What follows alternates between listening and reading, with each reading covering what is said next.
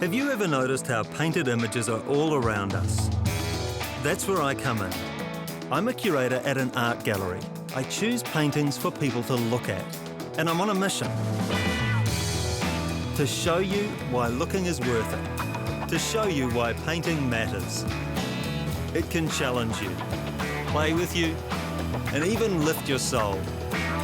Come with me on this journey through art and you'll see the world through new eyes.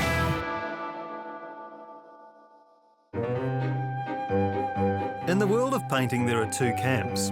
One packed with passionate fans who make it their business to get in close, and another full of people who find it all a bit baffling and choose to walk on by. So what's painting really all about? Painting is beautifully simple. Whether it's someone making marks on the walls of a cave eons ago or in a studio today, the recipe is so basic. We all know it. Take some coloured stuff and spread it on a surface using a hand or a brush. And yet when that brush touches down, anything is possible. That painting can tell us how someone looks, it can communicate how someone feels. It can become a window onto the world we all know, or an imagining of worlds we'd never dreamed of. Say the word painting though, and out come the doubts. Isn't painting past its use-by date? Doesn't it struggle to compete with big media like the movies? Don't you have to talk art talk to get it? Well, no it isn't, no it doesn't, and no, you don't. And that raises the big question. Why should you listen to me?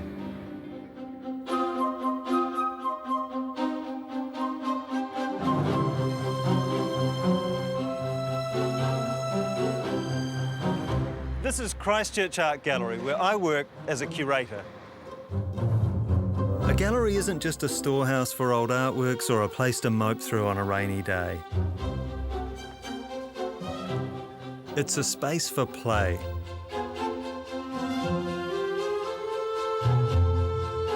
A maze to get enjoyably lost in. An entry into parallel worlds. It's a place to take your time and learn something new. And there's a simple reason why I'm drawn through the doors every day. Painting is why I'm here. Now, I'd be terrible at making it, but I love looking at it. Love looking at these things that communicate, but through something other than words.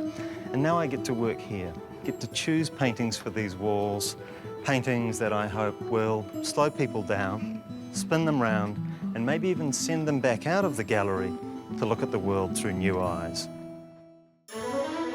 But nothing puts a spring in my step like the arrival of a new artwork in the building.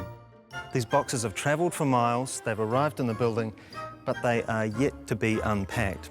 I can't wait to see what's inside.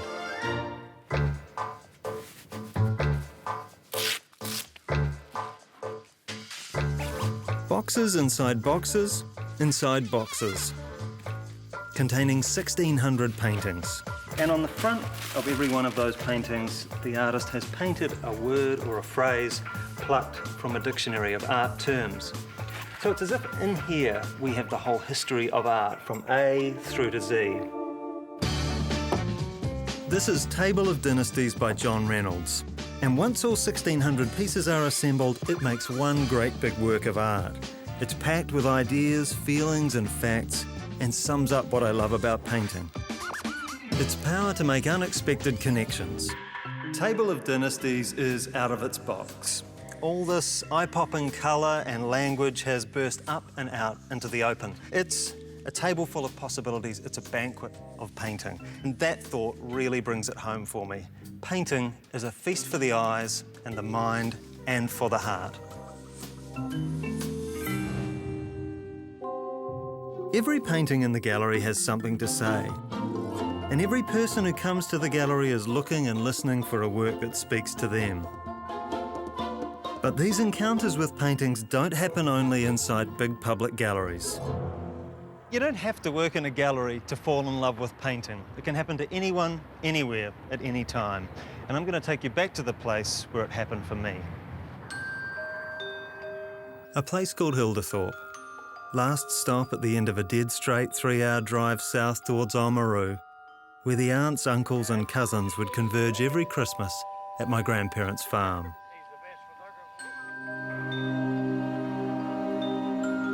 This is the place. I haven't been inside it for a decade, but standing here, the memories come flooding back. The outbursts of flowers, the chugging diesel tractor, collecting fresh eggs, the nutcase sheepdog, and my grandmother's prized mouse-catching cat. All paradise to kids from the city. If I look long enough, I can imagine everything and everyone still here.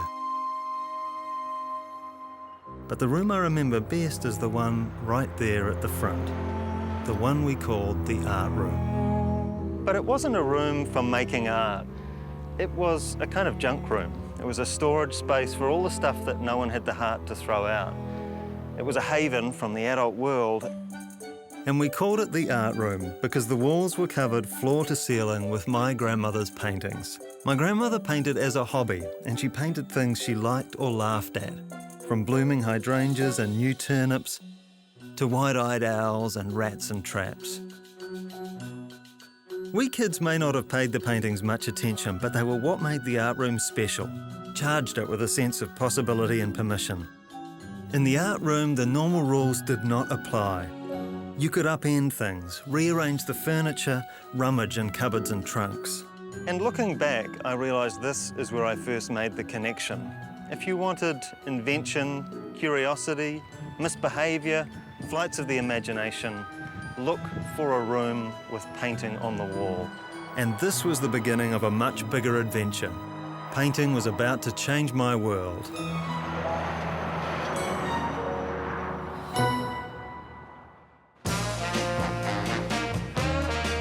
When it comes to music, fans are passionate.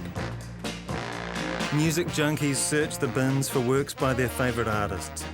They're looking for the best experience they can find. And it's fair to say that those fans are elitist. The good news is the doors aren't closed.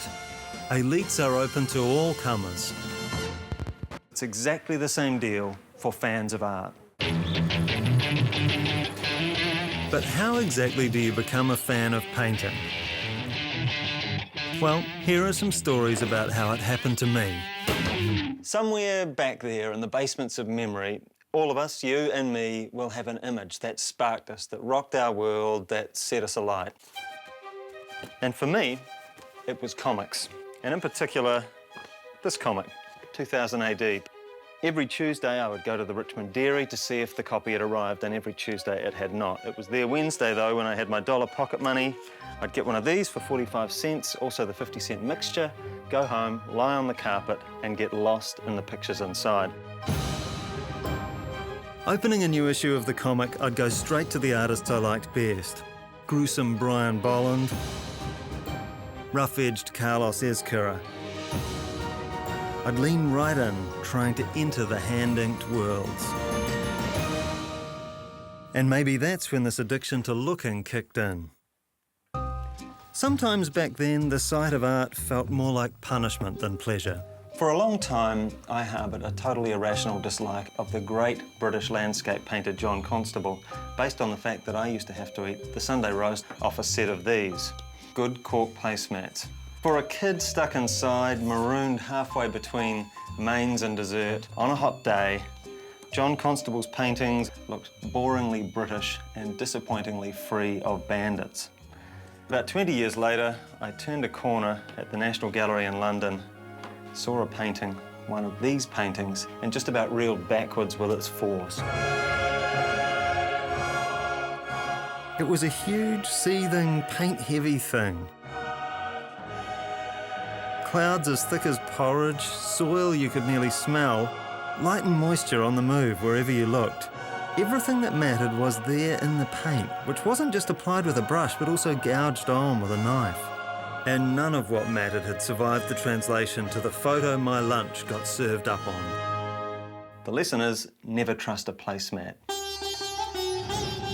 Sometimes, though, photographs of paintings are more than enough to ignite the passions of a fan. That's why, for the next stop, I'm going to include, not a painting, but this book. And man, did it blow my tiny mind. 10-year-old boys love strangeness and they love skill. Dali delivered both. Maximum weirdness with maximum precision. Elastic bodies, clocks that flop like uncooked meat. What the hell was I looking at? I wasn't even sure I was allowed to be looking. And that was the eureka. It seemed that art was a place where you got to stare at things you didn't yet have words for. I like my art these days a little calmer, but we've got to be honest about the things that moved us earlier in our lives. And nothing moves us more than a well-earned lesson. I was 20 years old, I had my first job as an art critic, and I was assigned to review a show by the expressionist Alan Pearson. Now, Pearson is an artist with a sizable reputation. And in the past, I'd liked the way he brushed energy into paintings of faces and places.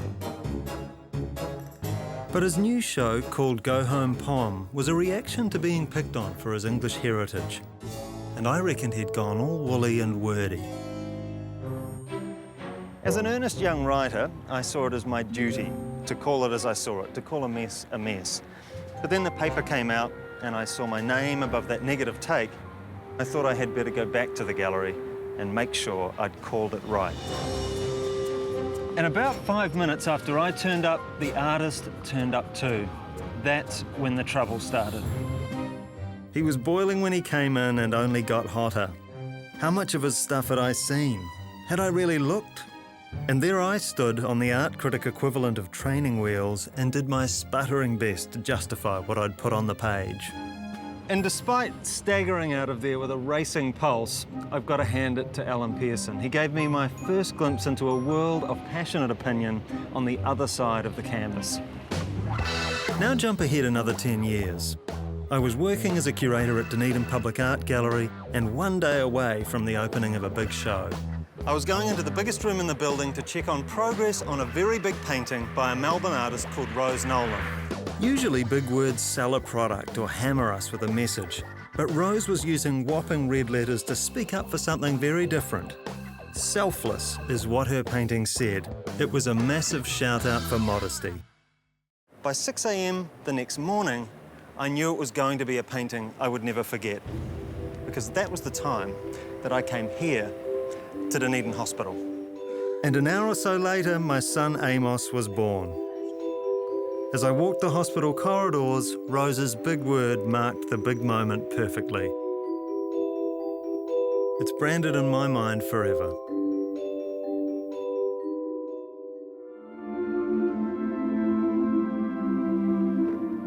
In a way, I couldn't be farther from the next painting.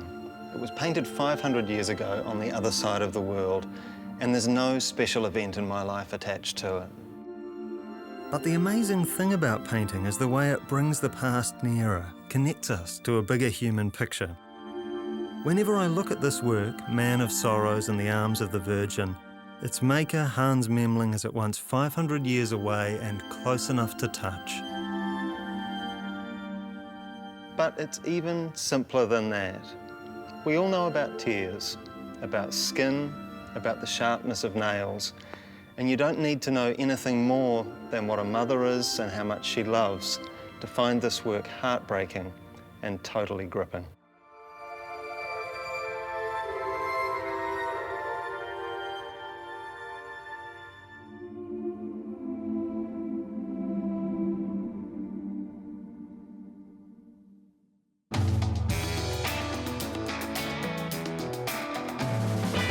A great painting can connect with daily life in the way a great song can too. It can carry memories, mark a moment, remind us of people and places that matter. But finding that one painting doesn't mean the job's done and dusted. For any true fan, there's never any question about the painting that matters most. It's the one you're off to see next.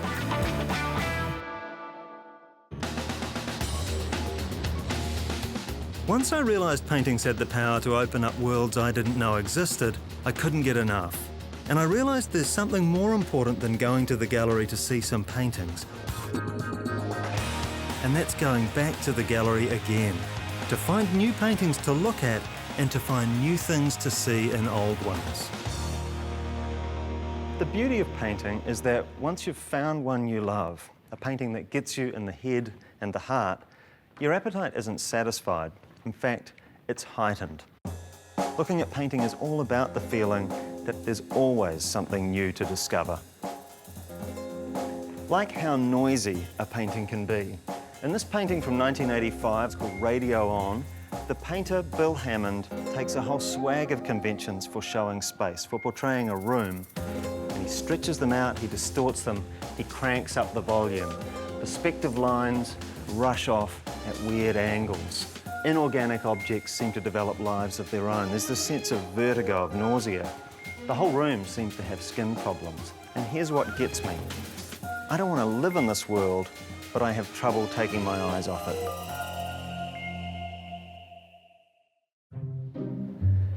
And every time I walk past this painting by Jude Ray, and I must have seen it dozens of times, I grow sure that something, some story, some scene, maybe some body, is waiting to be discovered behind those beautifully painted sheets.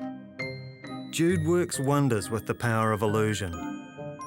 Using nothing more than white and grey, she convinces us this flat surface is rustling with depth and life.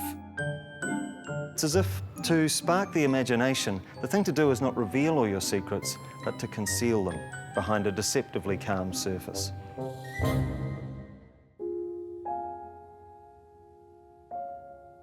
I first discovered this painting shrouded under tissue deep in a drawer in one of our storerooms. Watercolours like this painting are the invalids of the gallery world. They're pale, they're light shy, and they're never allowed out in public to play for very long. They don't have the brass and the oomph and the drama of oil paintings. But Rita Angus, who made this small work, turns this idea on its head. You've got to come close to see this work, and when you do come close, you discover a world of dappled light that looks like it would blow off the page with the slightest breath. And it's that gentleness, that held breath quality, that gives this work its power. I've walked past these paintings so many times, and each time I see them, they have something fresh to say. But the problem painting faces out in the big rowdy world is that it says what it says very quietly. So quietly it can be easy to miss. And that's where we viewers play a big part. Paintings aren't going to come and knock on your door and ask for a blind date. We've got to go to them. Paintings may end up in grand public galleries, but that's not where they start life. So that's where I'm heading now, to an artist's humble studio to find out about fandom, art love, and looking at painting from a master of the art of enthusiasm, the maker of Table of Dynasties, the artist who took the whole alphabet of art and burst it right out of its box. John? Justin, how are you? Very good. Yourself? Nice to see you. Nice to see you. A big memory from my first ever Auckland gallery trip is a work by John Reynolds. The painting was part map, part chart, part puzzle, and I wasn't sure exactly what I was seeing, but the wondering, the puzzling, the hunt for connections turned out to be addictive. It's always such a buzz to come into your studio, invariably jumping with colour. Do you model the whole thing on the kindergarten art class? That's right. Well, of course, Justin, I think that you know, we all love that word play, and I think that it's the job description. He sprayed paint, brushed it, poured it on. But his favourite device is the line he lays down with a fat stick of oil paint. I mean, they're just so unapologetically delicious. A line that leaps, stutters, spirals and stretches across acres of space, as if trying to weave together every known visual fragment in the galaxy. So here you are in the studio just about every day of the week. What is it about the creative process, the day-to-day mucking in of the studio that you like? It's the kiddies' creche, where there's the wet stuff, the dry stuff, the messy stuff, and the aprons on. But it's so easy to make a mess and so hard to do something with any kind of merit. That's really what gets me through the door every morning. I simply don't know what's waiting for me in here. I don't know what the question will be. I don't know what the answers will be. What for you, then, is the purpose of painting? What's the point of it? It cuts right to the essence of the vitality of life. You know, you get this whoosh thing which telescopes your life, and it also concertinas history. I felt that whoosh in Sydney a few years ago where John let loose a painting in 7,000 pieces called Cloud. Every little canvas shimmering with New Zealand slang. The artist became a kind of loudspeaker for all the funny and lively chatter that fills our everyday conversations. Like all John's work, Cloud reminded me of rule number 1 about looking at paintings. It takes two. It is the audience that give it value, give it meaning, give it a life, a cultural life, and the bottom line is you want people to walk towards it. That's the best you can ask for, is they'll walk towards it. If they're drawn to it, they don't hide it. It tends to register. There's a literary term, there's a quickening. Here you are beholding something, you're generally this close to it, and you're still, but there's a simultaneous lift of the heartbeat and a slowing of the blood in the brain. How would you say someone should look at a painting? Slowly, blindly, hungrily. And I think you don't need to go there with anything other than yourself. You know, you just go there with your attention and it'll tip into you. It's a great thing.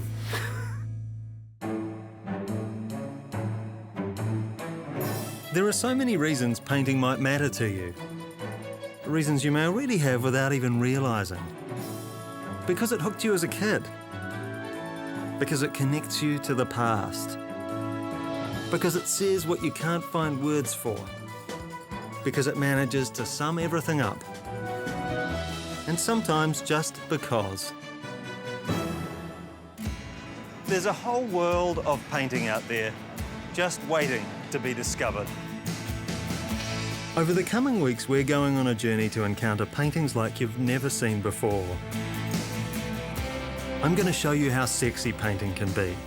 Ask big questions like, do portraits belong in a photographic world? Whether paintings that look like nothing are really about something. And hunt for connections between old and new. I'm going to find out whether painting can make any difference in the real world. And most importantly, I'm going to change the way you see.